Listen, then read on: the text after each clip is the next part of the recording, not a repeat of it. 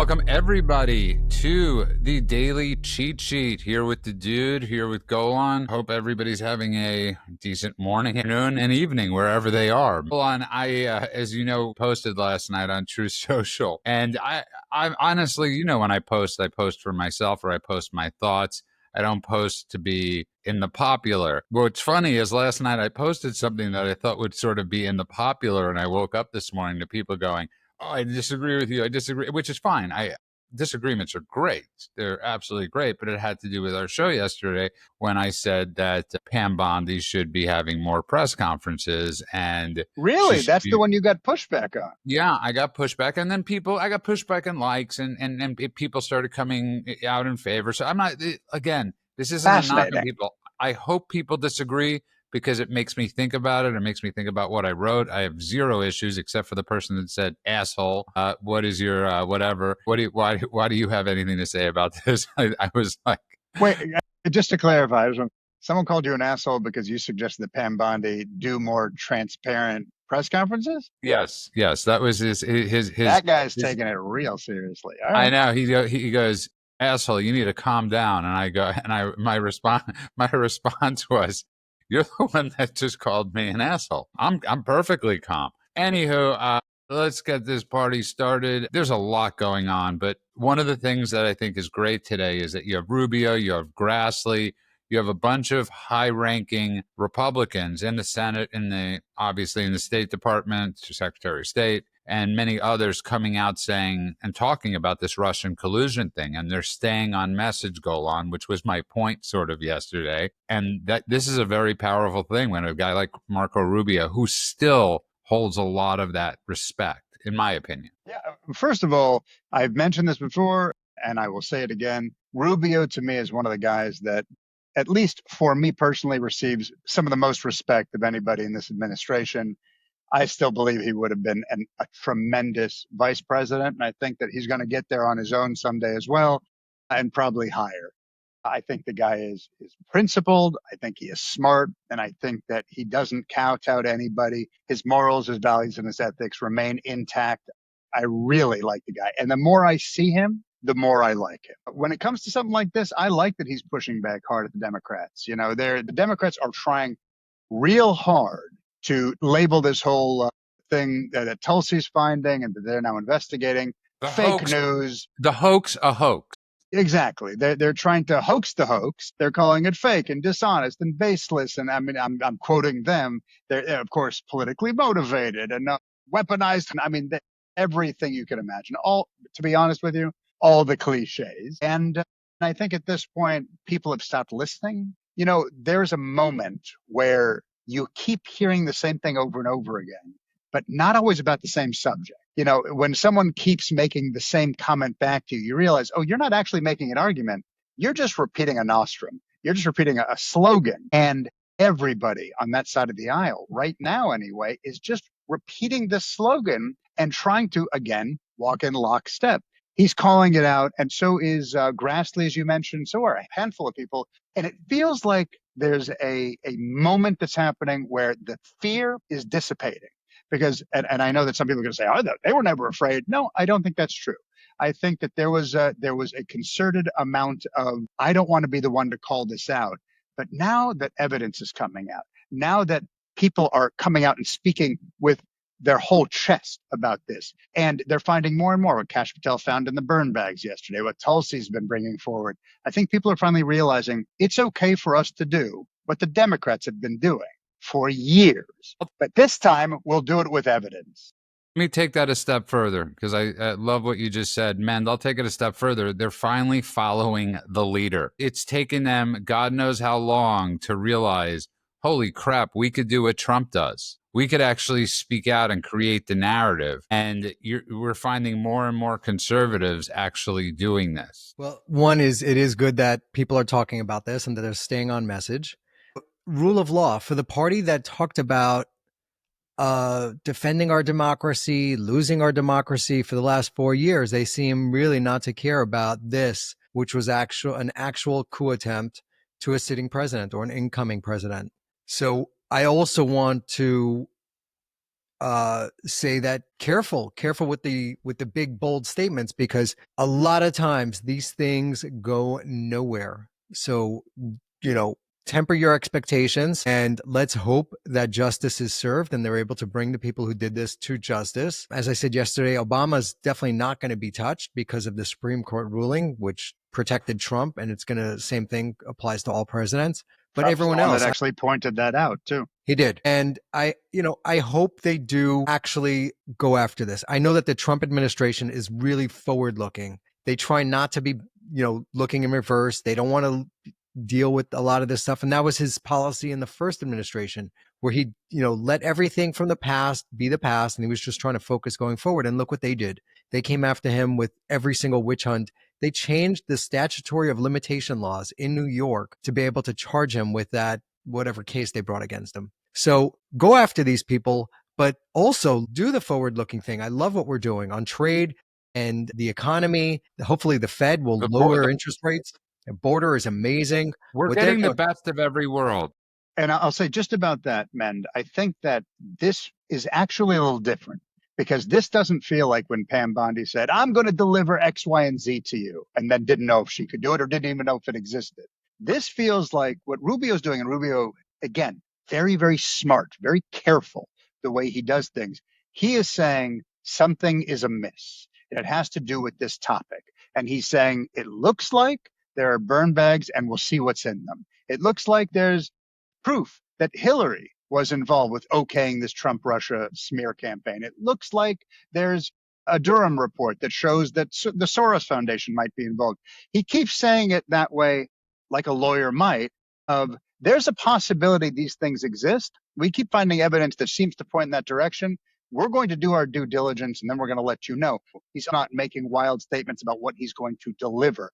That's actually why I think, for the first time in a while, they're not just going to let this go. They're not just going to do what they've done in the past and let everybody walk. I hope you're right. I hope they do that. That's my hope. Man, I also want to point out, because it's extremely important, is that, remember, Rubio was a sitting senator when this whole lying hoax came out. Obviously, Grassley was a sitting senator. He has been for 45 years at least. So this is an assault on a lot of those senators. Even though they knew it was a hoax, I don't think, Golan, they realized the levels of depravity that went into this hoax. So it's enough when you get lied to and you know you're getting lied to, but when you find out how you were lied to, that takes you to the next level.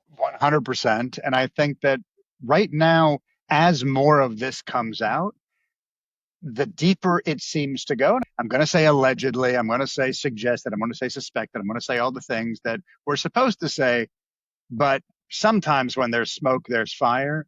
And when the sheer number of things that are coming out rapid fire, like I said, the Hillary thing, the Soros thing, the burn bags, all the information that Tulsi passed along to Pam Bondi, I'm still not going to make any, declarations, as we always warn not to do. But at this point, it feels like everybody is starting to have the scales removed from their eyes, to use a biblical reference. Let's also not forget, Adam Schiff said that he saw the evidence and there was clear evidence of Russian collusion, all that stuff. Every single one of them. Go after all of them. They lied to the American public. I want to say to you something that you just brought up, and because it's so important what you just did, because as I've spoken, and I said this on the show before, it's been 9, 10, 11 years of this stuff going on, man, of so much disinformation. We forget about all the bad actors. So name the Adam Schiffs and whoever you want, because they need to be remembered for the evils that they did to our society, man. Agreed. I don't know who else was involved in all that, but I remember Schiff coming out, and then you had all the talking heads, which should also lose all of them lose their jobs. I mean, Rachel Maddow, this was her thing for the last 4 years. Every single night, it was Russia collusion, the big blah, blah, blah.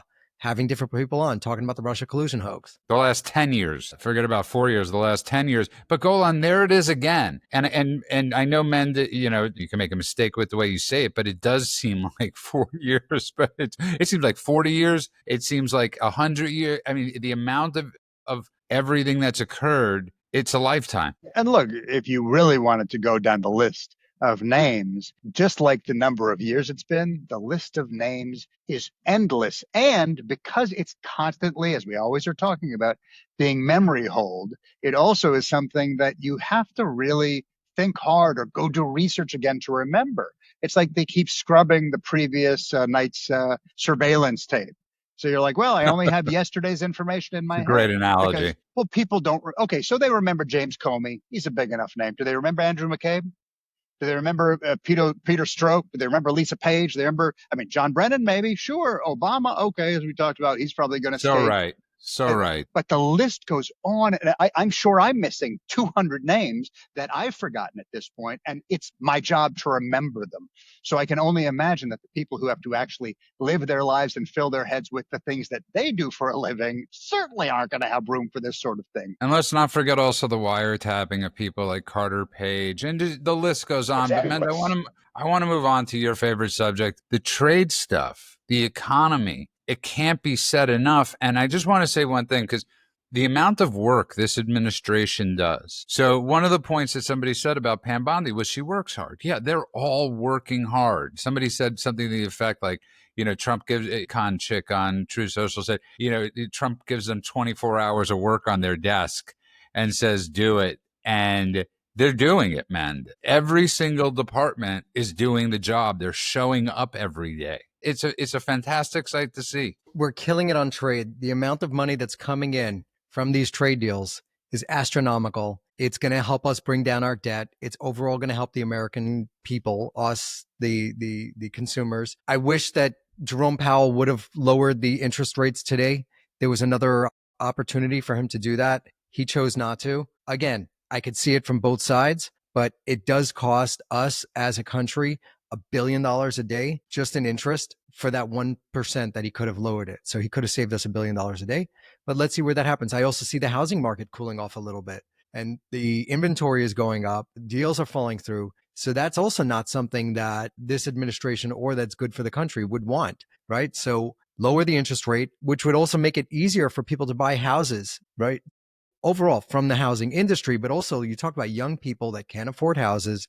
The way to do it is to lower the interest rates and get them into homes. So I just saw that 40% of homeowners have no mortgage. So there's a giant gap. And if you talk about a lot of people that are just unhappy with things, that might be one of them, where the things that their parents did at their age, their parents bought a house, before they hit the age that these people are currently at, these people can't afford it. They see no hope. I don't think that's the only reason for all of these campus protests and all the other nonsense we're seeing going on, but I do think it plays a factor. It's a part of it. There's a subset within that group that feels very disconnected and doesn't feel like they have a pathway to prosperity, pathway to creating the lives that their parents did. Again, it's not all of them. I don't necessarily see the correlation. I agree with you, by the way. Let me just separate that in two different ways for Golan. I agree with him. We have to figure out the youth thing. He's 100% correct. I think that is whoever figures that out is the winner of the next 10 election cycles, because that's obviously the future of our country. And there are a lot of dissatisfied Americans that cannot afford homes, that cannot afford a lot of things. I don't think that has anything to do with the campus stuff. That to me is just a totally separate issue. I mean, Golan, what are your thoughts on that? I don't think there's a connection. I think that the people on campuses are there because they're ideologically driven. I think they have, because of Qatari money that has flowed into our education system. I think that all of the universities at this point are just idiot factories that are teaching our kids the wrong thing. They don't teach them real history. They don't teach them who the good guys and the bad guys are. All they want to do is talk about who's the biggest victim. And they want to put, of course, pro-terrorism, pro-Palestinian, anti-Jewish rhetoric. I think the people on campuses have been brainwashed for a very long time, not just in university, but in high school as well, where Qatari money also flows freely. By the way, Qatari money's been flowing since kindergarten, if you go through what's going on in the United States these days. So none of this is a surprise to me. I don't think that's because they think America's not going to treat them well. I think these are the same people who suddenly turned around and said, bin Laden's got a point. I think these are people who are stupid and brainwashed. And the people who are worried about their future are the people we're going to see actually try and do something about it. I think it's a combination. And that's what I said before. There is a combination. You have the Antifa people that are just complete losers and they have nothing going on in their lives, and drug addicts, just messed up people, and they want to tear everything down so that it's an equal playing field. And so basically ruin everything so that everybody's on the same shit level that they're on. Then you have the, overeducated rich kids that are there and they don't have no purpose in life. They have no kids. They don't have a family.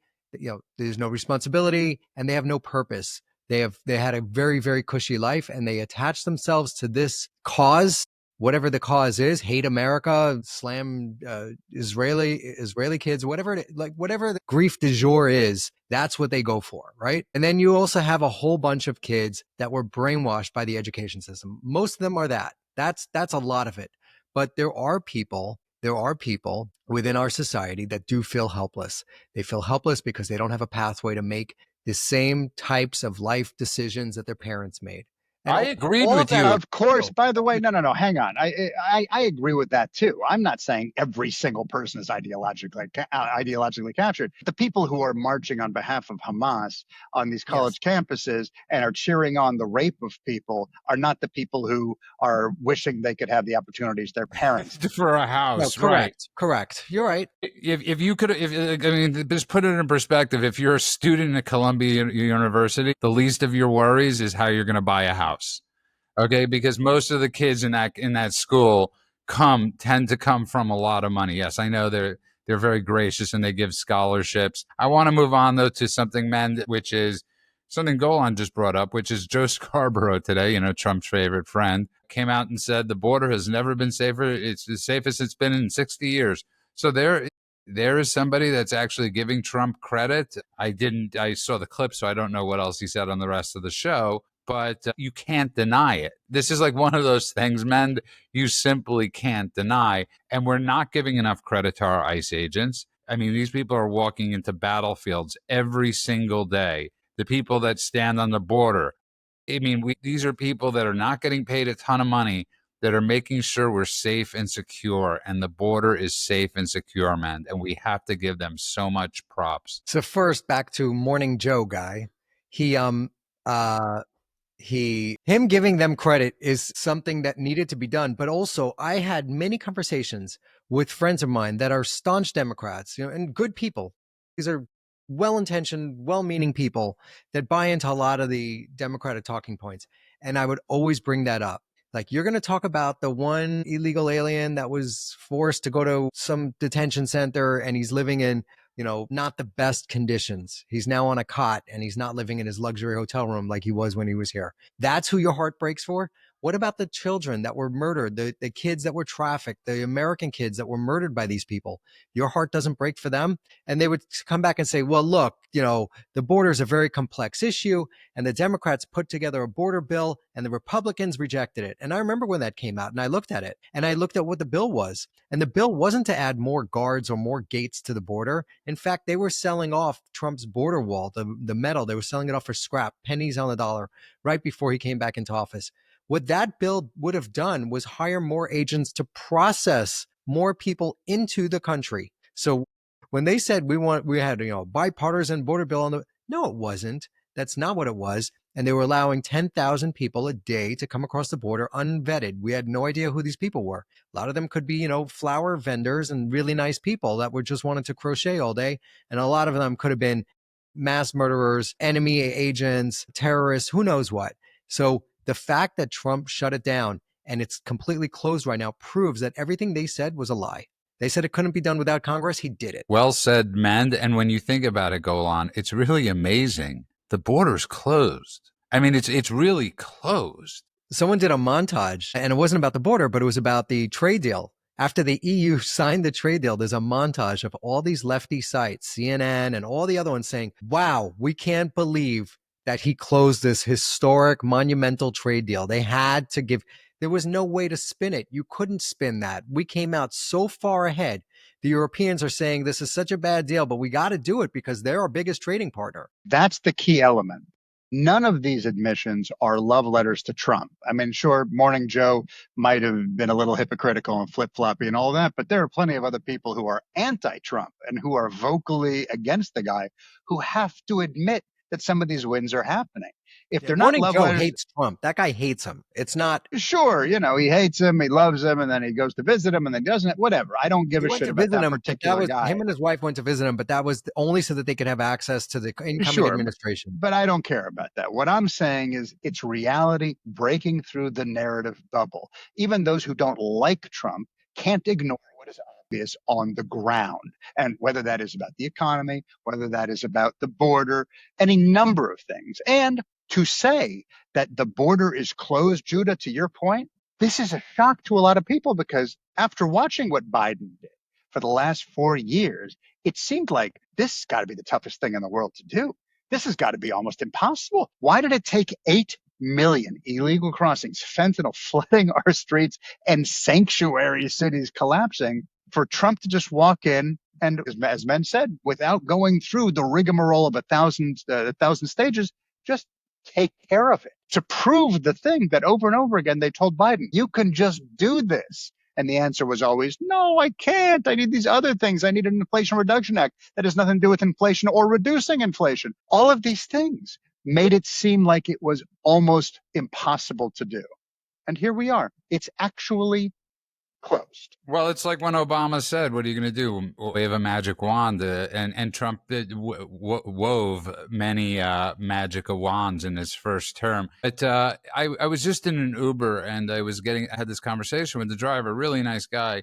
Just so people understand the basics, because obviously in the big, beautiful bill, one of the things was no tax on tips, right? If I'm not mistaken, that's a very big thing. And I was talking to the Uber driver and I was saying to him, let's say you get $100 a week in tips. That people don't tip Uber drivers. I mean, there's a whole story on this. I find this mind boggling and insane. If you're not tipping your Uber driver, you're an asshole. Okay. You're a stone cold jackass. And said that, no, you are. I mean, how do you get in a car that somebody's driving and not tip? I'll tell you how. If the guy smells, if you have a terrible experience, you don't tip. You know what I'm referring. There is a problem because people look at an app and what they see is here's the price and then here's 3 additional numbers. And so you're like, what am I going to add more? They're already there. And you don't realize that that's what Uber keeps and the driver gets screwed. So people don't understand. It's the same reason why people don't tip DoorDash. And it makes sense. Let me tell you something. DoorDash is a great example. When we were living in Toronto, there was a restaurant, an Indian place. You could either order through the app and get their food, or you could order from them and get your food. If you order from them and get your food, it's $100 and you give the guy whatever it is, a $10 tip, great. If you order through the app, it's $115 or $120 from the app for the exact same meal. And there's all those fees that pays the driver. And you're telling me you should tip the driver on top of that? Is that what you're saying? Man, I'm trying to break a stereotype on this show, please. Thank you very much for that. I'm not Jewish, by the way. Not Jewish. So, but go on. My bigger point was, again, held that to your last name. My bigger point is, Uber drivers are not seeing all those they're getting a very low rate. And I was talking to him and I said, if you get $100 a week, no tax on tips, gives you a couple tanks of gas. Well, not in Los Angeles, but anywhere else. In Los Angeles, that gives you a 1 tank of gas per week. But that's a big thing for people that are working. So eventually when this starts hitting this bill, people are going to start seeing more money. And then there's going to be another talking point that they're going to be taking away from them, that people are going to have more money in their pockets for what Mend was referring to be able to maybe buy a house, not in New York City. Who the hell wants to live there anyways? But in the suburbs, you will see more money in your bank account. So it's great. And go ahead. No, but you would think that those Uber drivers would support Trump, but a lot of them don't. A lot of them voted, and he still work to get the tips, no tax on tips. A lot of the people that work those jobs, because Uber drivers aren't being tipped by people like you. Okay, let me you're costing Trump votes. I always tip. I tip everybody. I tip strangers when I go to a resort. I don't even know if they work there. I actually have a friend. This guy lives next door to me. Trying to overcompensate now. Listen to this. I got a friend. He lives next door to me. And he said he was standing on the corner and he was holding his baseball cap in his hand. And he's originally from Sri Lanka. He's got a big beard, wears flip-flops. He's a beach bum. He looks like a beach bum. And he said someone put $1 into his baseball cap as they were turning the corner. And they wished him, hey, have a good day, sir. Not knowing that this guy is worth about $150 million. He's got so much money. He's got Ferraris in his garage. And I said, what'd you do? He goes, I kept it Of course I'm going to keep it. They're giving me That's how money. you become a millionaire, is you keep Yeah, it. When I first moved to Los Angeles, sorry, story time for just a moment. When I first moved to Los Angeles, I was broke as a joke. At one point, I even lived in my car so I could work at CAA, which is a nice place to work if your parents can afford to send you. Every weekend, because I couldn't afford to always buy food, I would go to open houses in the richest areas of Los Angeles. And the first time I dressed up, and I learned very quickly that they can see you coming a mile away.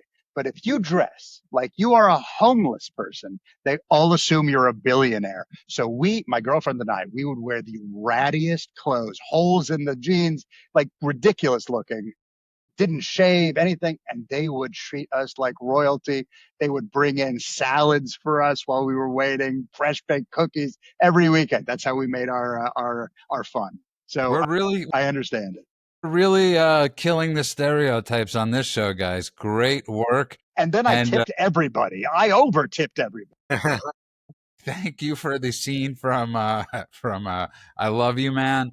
Hey, they stole that from me. It was before I Love You, Man. I just want to say one thing about the tax on tips thing. It's not just that he cut tax on tips. He redefined the relationship between the government and the worker. I think this is actually important for people to understand. It's the first time in a very long time that DC was able to say that they valued blue collar Americans and not just for their vote. They actually did something to get out of their way. That's not just a tax cut. It's like a philosophical correction. It basically is saying you earned this. And if you earned it, this is a moment of gratitude between two of us, between the government and you, to understand that we value what you do. It's the first time in a very long time I've seen a policy say that without it just being something that is manipulative. And I got to say, to me, it was inspirational. Well said. Well done. I want to move on to something a little more serious, though, which is there really is a correlation, whether it's anti-Semitism, racism, especially with Jews. It's always, when you lose your home, the Jews own the banks. That's always the old trope. So when you look at all these countries now calling for a two-stater, including Canada, and which is great what Trump said to them, it's all the people that got rolled on trade. It's every country that Trump went to that got the best trade agreement in the world. All of a sudden, it's almost like, well, we got screwed. Now we're going to take it out on Israel.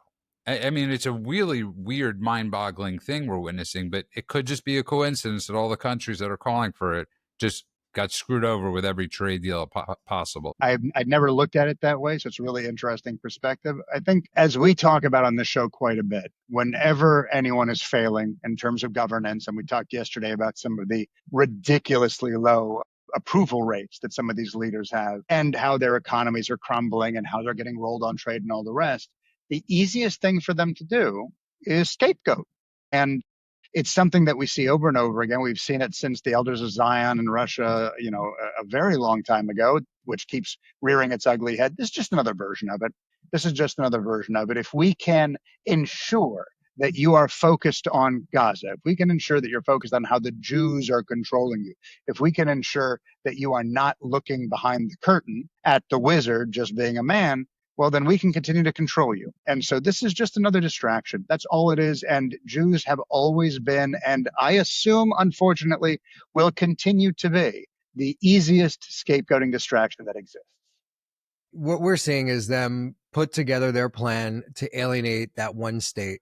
That's all this is. It's all a master plan. It has nothing to do with a war, and it has nothing to do with anything. It's not rooted in any reality. The bottom line is, they dislike the Israelis. They are anti-Israelites for some reason. It works with their base, the new base, the But you know, man, it's not just the Israelites, right? Of course, it's the whole thing, right? Yeah. But they're, they like to frame it through that. So let's do that. Let's call it that, right? They're saying that the word anti-Semitism is too often used. Fine, we won't use it. You're still a bigot. On what grounds are they talking about that they're not happy with the way Israel is prosecuting this war? Because that's what they're saying, right? They're saying end the war, one, not return the hostages and have Hamas surrender to end the war. They're just saying, Israel, end the war. And if you don't, we're going to recognize a Palestinian state. Or Israel, we don't like the way you're prosecuting this war. What are you basing that on? If it's the deaths of combatant to civilian, that doesn't hold up because they did a fantastic job not killing civilians while killing a lot of bad guys. Is it, the hostages? call for them to be released, get them out. They killed a whole bunch of Canadians. The people of Gaza murdered Canadians on October 7th, yet Canada is rewarding them with a so-called state. And I call it a so-called state because who's its leader? What are its boundaries? Mike Baker pointed this out this morning. He goes, if Israel annexes the land, and even if the entire world says we don't agree with that, once the bulldozers go in and the border goes up and the roads go in and the settlements, it doesn't matter what you guys say. What are you going to do? What are you going to do? Vilify Israel after that? You've already shot your load, They've done everybody. They've done exactly. They've used every weapon that they could, and it's not working.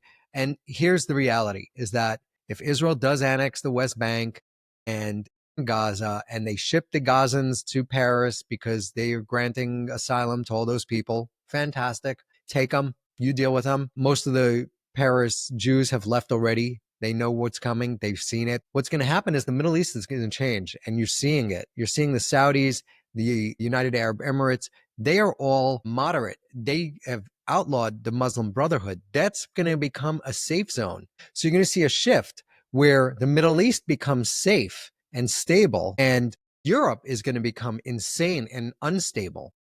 A brilliant perspective, man. I have never heard anyone say this before, and I think you are absolutely right. All the places that know who the Muslim Brotherhood are going to make sure they can't get in, and all the people who are so afraid of being called racist that they let the wolf into the henhouse are going to get eaten. This is 100% correct.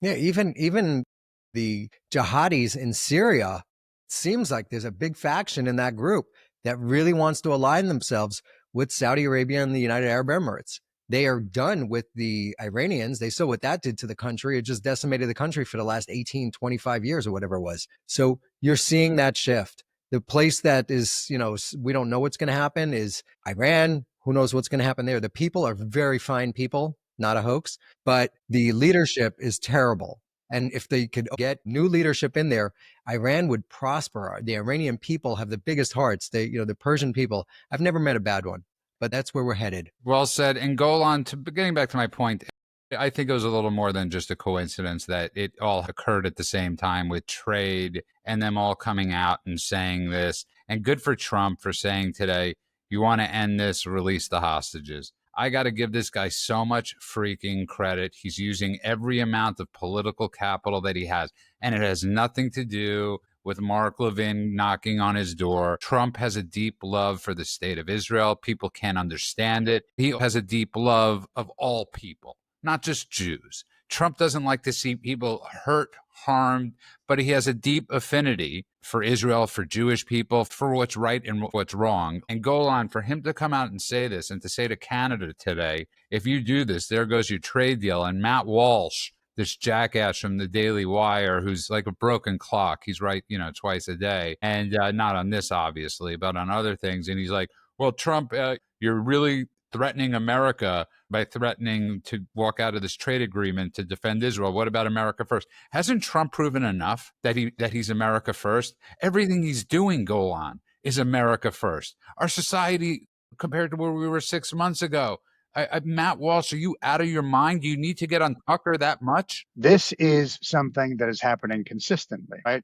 People are doing what I always call purity tests. There are certain things that if you do this, and this that I love, and I'm happy about this, and this result, but this one thing over here is not going exactly the way I think it's supposed to go, then I am going to dismiss all of these wins, all of these results, and I'm going to focus on this one thing and call you out for it. And that means that there's never an opportunity to trust your leader.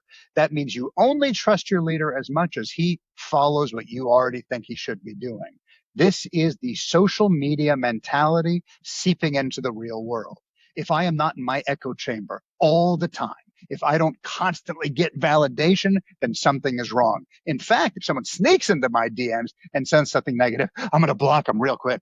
Jesus, I don't want anyone to say anything that's going to make me have to think or go outside of my comfort zone. This is now in the real world, the same kind of thing. Trump did something I like him. He's America first. He wants to support Israel. Now I will dismiss everything he's done. If he doesn't release Epstein files, I won't trust him. What about all the other stuff? I don't know what you're talking about. I only can think about Epstein. That's the world we live in now. And Matt Walsh is a perfect example. And by the way, I think he's a funny guy. I think his documentaries are hilarious. I think that he doesn't get validation, he is exactly like all the other trolls online.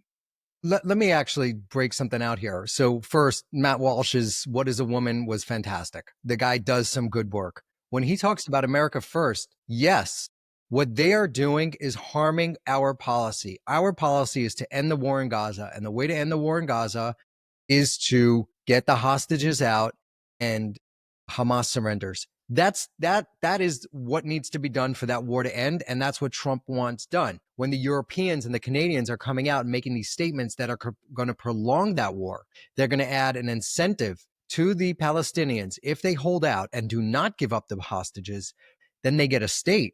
So they're going in direct opposition of American policy. So if you are America first, you would admonish these countries, if not outright threaten them not to do what they're doing, which is screwing up our foreign policy. It is this president who made a vow to end wars, and he's trying to end that war. And these people are prolonging that war. So it goes against America first to side with them against Trump on this one. Trump is absolutely correct on this one. And I will go back to this idea of trusting Trump. You said it, Judah. You said it incredibly well. Has he let you down yet? You doubted him on the tariffs or on the economy. I did. He proved me wrong. He proved you wrong. You thought the markets would crash. It didn't happen. You said he'd start wars. He brought peace. You said he'd isolate America. You made us stronger on the world stage. How many times does he have to prove that he is not only America first, but that he is just, forget the phrase, forget the slogan. Has he done work to make America stronger on the world stage, to make America richer, to make America better? If he has, then shut the F up and trust that he's going to continue doing that. The fact that you have decided to pick this one topic and assume he doesn't know what he's doing means you're not paying attention, or you're just trying to go back into that echo chamber once again. I'm going to bring up what else it is, though. It's money. And let's be realistic. Let's be totally honest about this. Whether they're being paid or this is their source of income. You think Matt Walsh is being paid? Matt Walsh is not. No. You didn't let me finish. I said whether you're being paid to clickbait or whether your source of income is having a certain point of view, then you cannot get away from that point of view. So somebody like Matt Walsh, who's more aligned with the Tucker faction, yes, him not going against something like this would hurt him financially a lot. I didn't say Matt Walsh was being paid by That's Qatar. the point, Mend, is that sometimes being paid doesn't mean you get a check from Qatar. Sometimes it means you get clicks, you get likes, you get followers, and you get more clout. And I'm not ever going to say who I know. I don't know until it's like the gay thing, when people say people are gay, unless I see pictures of them in bed, I will not go there. Until I see the checks in Tucker Carlson's bank, yes, I could assume something. We know that Qatar set up that meeting with him and the president of Iran. So those are things we know to be true. So men, no, I was not making that accusation. I just want to get back to this and say you both brought up exceptional points. You really did. And I know we're disagreeing on some. We're jumping over each other on some. We're very excited. We're rambunctious young men, but really exceptional points you both have brought up. I don't want to get the Cincinnati thing. There's a Democrat official who claiming the victim begged for the beatdown. She's a black woman with bleach blonde hair. She looks like a fatter version of that woman that got fired, Joy Reid. And it's always about race. It's always in these cities. It's always about race, and it's being on the wrong side of racial history. And I do not get it. Black people in our country have never been better off. Every race has never been better off. You had an administration for the last 4 years that were telling them that it was worse for them now than ever in history. And you had a lot of people buy into this. They bought into it because the people saying it were making a lot of money off of donations and all kinds of scams that they had going on. NGOs getting billions of dollars from the government of our tax dollars for all kinds of harebrained, made-up things that they were claiming to do. Whoopi said it the other day, that it's worse to live in America as a black person than it is to live in Iran as a female. That statement is so damn idiotic, where they are murdering girls for not covering their hair right. It's worse than idiotic. It's right. Worse than idiotic. It's incendiary. I can't believe that Disney keeps on paying that woman. I really want to thank Ben Stein for this. This is something Ben has really taught me to go after and not be scared to talk about, which is the racial issue. And people are terrified to talk about this. But if this was a white person that said a black person deserved a beatdown, we know what would happen. Well, look, we can play that game, and whenever we ask that question, it's whataboutism. They have their little phrases that shut down any kind of dissent or conversation. But this is the kind of victim blaming that is actually more problematic than you might think, because much like we see the Democratic Socialists of America watch two innocent people get murdered and then praise their murderer and ask him to be set free because it's totally cool. Something like this, where a sitting Democratic official in Cincinnati said that the woman whose face is shattered, blood pouring onto the street, begged for a beatdown. That is normalizing violence and making sure that the victim gets blamed. It's unconscionable because of what it sets up, because of what it lets other people believe is okay. It's not just callous. It's beyond barbaric. It actually is saying, forget basic human decency. We're okay if people get kicked in the head. We're okay with medieval street violence. We're okay with all of that as long as it's the right kind of victim and the right kind of attacker. Now, I could pretend that's just racial. It's not just racial. It also is ideological. Lest we forget Maxine Waters telling everyone to get in Republicans' faces and never let them live a day in America. And, you're not welcome here and all of that. This is the kind of thing that normalizes that hierarchy chart that they're all taught in their woke schools, where these are the oppressors and these are the oppressed. And if you fall on the side of the oppressed, you can do whatever you want. And if you fall on the side of the oppressor, according to their rules, those people can be beat down on a daily basis without remorse. This is the indoctrination that scares me more than almost anything else. Well said. And Mend, in New York, and I'm looking at pictures in the New York Post, which I said I wouldn't do because they're owned by News Corp, but it's almost impossible not to. Thousands of cops showed up today for the slain police officer, and just thousands of cops. Know who else showed up? Mamdani. I'm amazed they didn't kick him out, but this is something Trump did. He remasculated our police. That's what he's doing. He's making them heroes again. These people are freaking heroes. And you look at a picture like this and it's heartbreaking. It's absolutely heartbreaking, but it gives you hope at the same time, because these are people that need to be celebrated. They are our heroes, man. Yeah, I mean, it's tragic what happened to that police officer. I believe he was a Muslim police officer, I think. Correct. Right. And Mamdani is the one who said he was going to defund them. And He's changed that tune. He had the gall to show up at this guy's grieving widow's door. We've seen something over the last 4 years. You talk about the indoctrination. You talk about people telling people that they have it the worst that it's ever been. Complete lies, right? That's how you get to this place where people are shooting at police officers. People are going into office buildings and just trying to settle their grievances by killing. Or you have the Luigi guy who just decides to shoot the head of a healthcare company.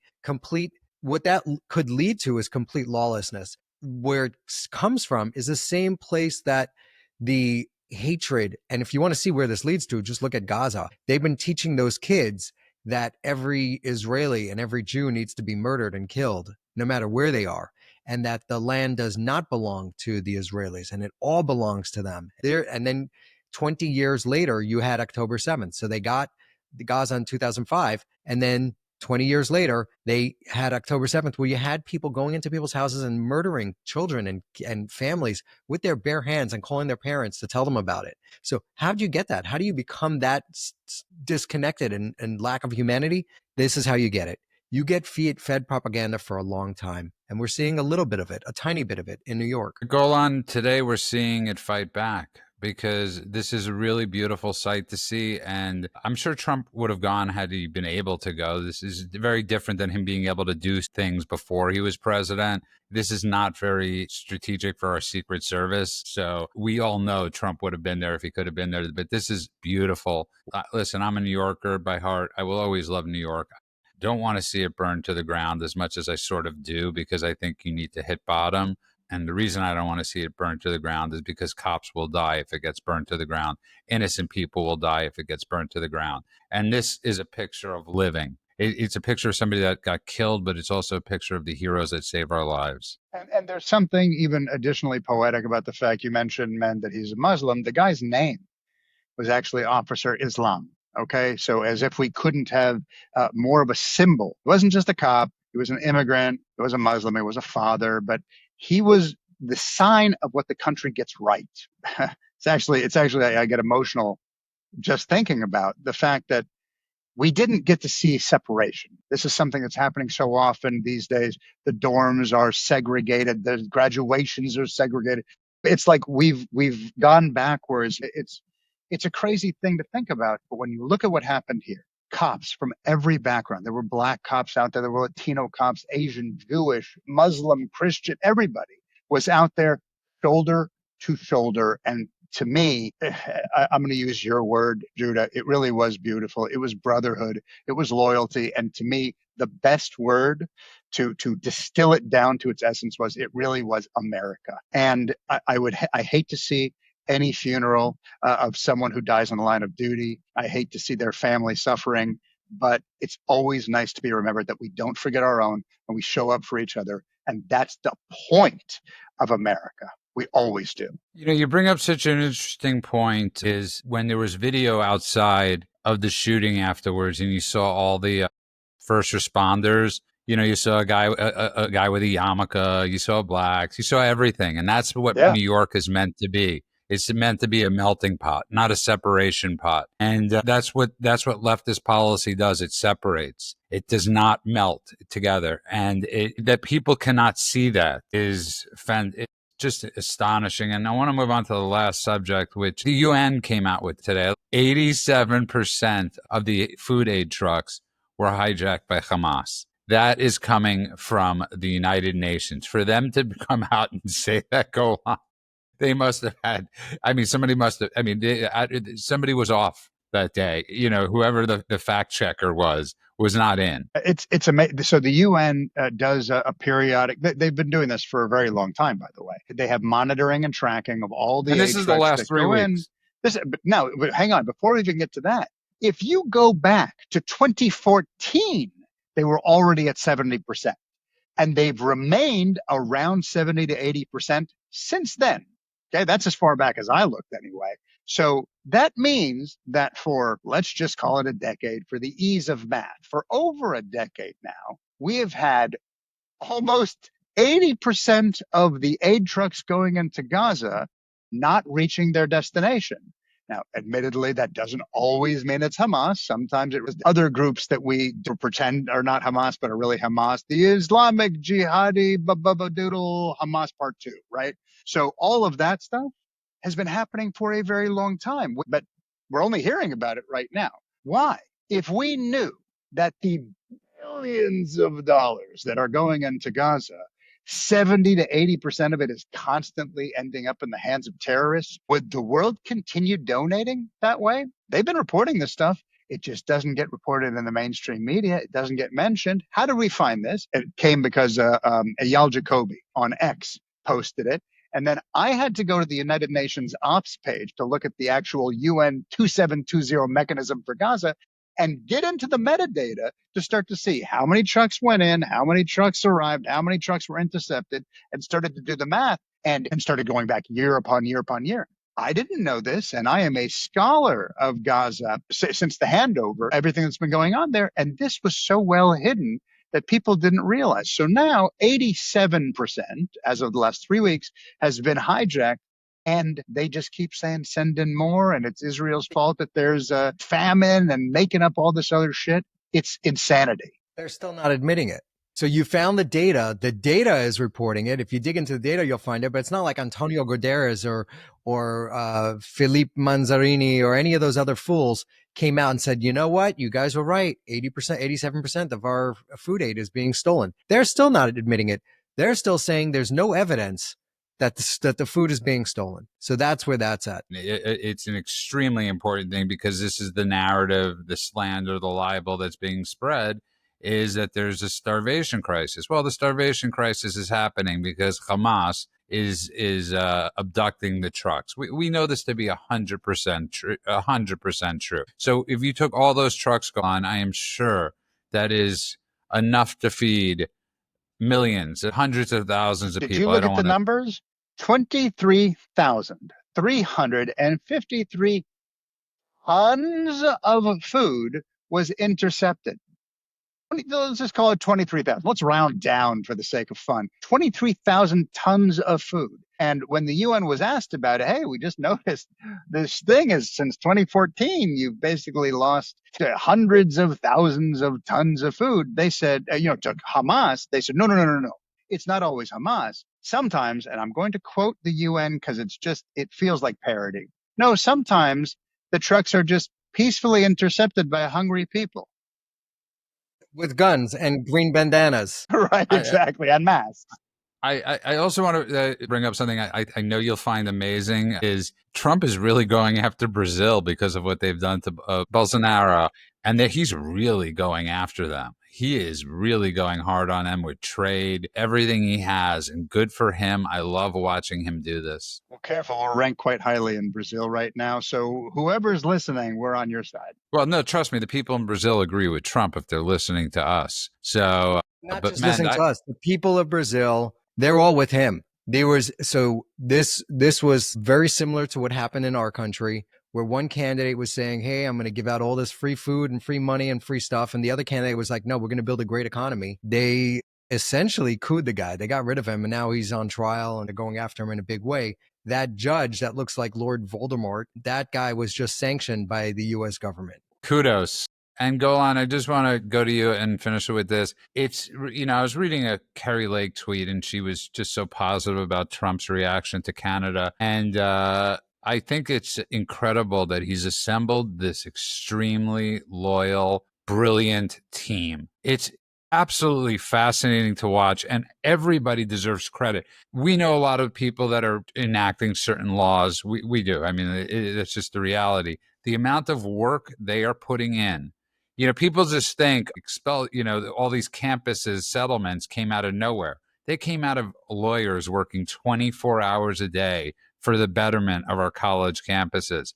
And people are working their butts off in this administration. They are working their butts off. And the symmetry, everything is just so perfectly fitting together. This is one of the real well-oiled machines. I have seen very few administrations that have been working hand in glove to really improve the lives of Americans, whether that's on campus, whether that's at the grocery store or anything else. And while it seems easy, you have no idea how many moving parts are behind the scenes. This is something that is truly an earned success. Nothing is being handed to this administration, and they're still winning day in, day out. Yeah, and God bless them all. They are doing this for the country. And when you look at people like Besson and Lutnick and all these different people and the lawyers, they're all doing this pretty much for fun and for free because they're not getting paid a lot. And they are doing yeoman's work. So thank you from the bottom of our heart. I want to thank everybody. I want to thank both of you. Well done today. You can follow us on Substack at The Daily Cheat Sheet. Find us on Instagram at The Daily Cheat Sheet. Also, thank you everybody that's been downloading the shows on Apple and Spotify and everywhere else people watch and listen and download this show.